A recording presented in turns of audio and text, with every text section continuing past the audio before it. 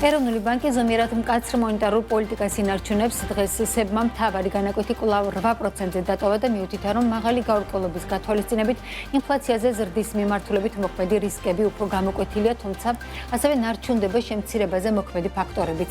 ანალიტიკურ ორგანიზაციებში ვარაუდობენ, რომ მარეგულირებელს მონეტარული პოლიტიკის შერბილების საშუალება მხოლოდ მომავალი წლის მეორე ნახევრიდან ექნება, თუმცა არ გამორიცხავენ, რომ მომავალი წლიდან ინფლაციის მაჩვენებელზე გავლენა ჰქონდეს სხვადასხვა ერთჯერად ფაქტორებსაც, მათ შორის ელექტროენერგიის შესაძლო გაძვირებას. ნუცა შუბაშვილმა მოისმინა შეფასებები და ახლა ამ შეფასებებს ჩვენს გაგვიზიარებს ნუცა გისმენთ. ნინო მოგესალმები. დიახ, შეიძლება ითქვას, რომ დღეს ბაზრის მონაწილეების მოლოდინების შესაბამისად მორიგ ჯერზე უკვე მე-13 ეროვნულმა ბანკმა რეფინანსირების განაკვეთი უცვლელად 8%-ზე შეინარჩუნა. სებში აცხადებენ, რომ მაღალი გაურკვევლობის გათვალისწინებით ინფლაციაზე ზრდის მიმართულებით მოქმედი რისკები უფრო გამოკვეთილია, თუმცა ასევე კვლავ ნარჩუნდება შემცირების მიმართულებით მოქმედი ფაქტორებიც. ცენტრალური სცენარით სებიელის, რომ 2025 წელს ინფლაცია საშუალოდ 4% იქნება, ხოლო 2026 წლის მეორე კვარტალიდან მიზნობრივ მაჩვენებელს დაუახლოვდება და წლიურად საშუალოდ 3.5%-ს გაუტოლდება.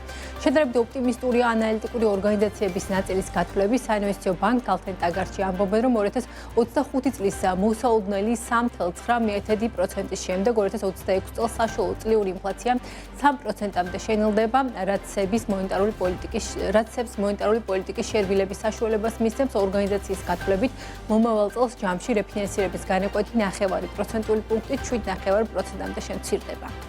შენელება განსაკუთრებით გამოვლინდება უკვე წლის მეორე ნახევარში, სადაც ჩვენი პროგნოზით ინფლაცია 3%-ს, მიზნობრივ 3%-ს ჩამოწდება და წლის ბოლოს 2.3% არის ჩვენი პროგნოზი. აი ამ შენელების ფონზე ვფიქრობთ, რომ ეროვნულ ბანკს შესაძლებლობა ექნება მონეტარული პოლიტიკის შერბილების ჩვენი გათვლები დაახლოებით 0.5% პუნქტით რომ შეამციროს 2026 წლის ბოლომდე 7.5%-მდე. ამის შესაძლებლობა ინფლაციიდან გამომდინარე ეროვნულ ბანკს ექნება.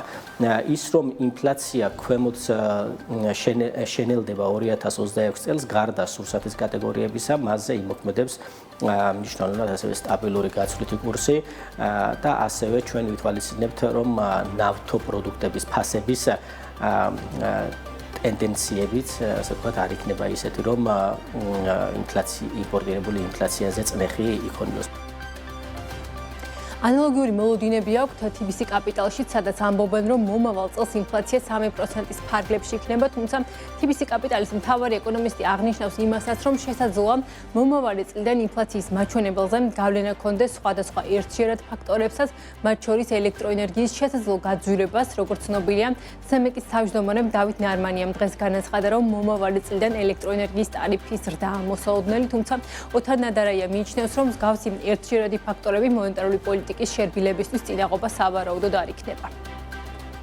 ყოველთვის საყურადღებოა, თქვენ როგორც აღნიშნეთ, არ არის მოხმარებლის ტარიფი მარტო. აი როგორც ბენზინია, დიზელის საწვავი, ხომ ის ბევრ რამეზე მოქმედებს და თავისთავად, მაგრამ ისევ და ისევ ვიდათხით, რომ მასშტაბს გააჩნია, მაინც ერთჯერად ვიყოდი, რასაც რა თქმა უნდა თავისი ფასი აქვს. ჩვენი პროგნოზია, რომ საბაზო სცენარში, ესე იგი 3%-თან ახლო იქნება, ანუ 3%-თან ახლო იქნება, შეიძლება მცირედ უფრო მეტი, ახლა გააჩნია ძალიან ბევრი ერთჯერადი ფაქტორია. წელს იგივე სურსათის თემა იყო ხომ მნიშვნელოვანი, იმპორტულის გარდა მოუსავლიანობის თემაც იყო ხომ საქართველოში ხლა.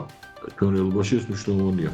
იგივე ტარიფები ახსენეთ შენ, თქვენ ამიტომ 3%-თან 3%-იან ინფლაციასთან ახლო შეიძლება მცირედ უფრო მეტი. ყოველ შემთხვევაში მნიშვნელოვნად ჩვენი პროგნოზით არ გადააჭარბებს. თავისთავად გამოწვევები როგორც ყოველთვის არის.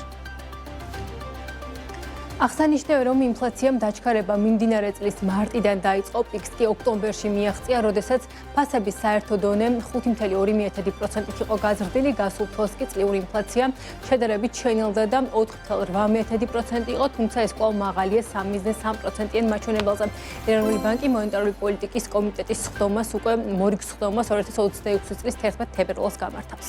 მადლობა ნუცა, როგორ აისახება მონეტარულ პოლიტიკაზე ინფლაციის რისკები, ნუცა შუბაშვილმა გაგვაცნო.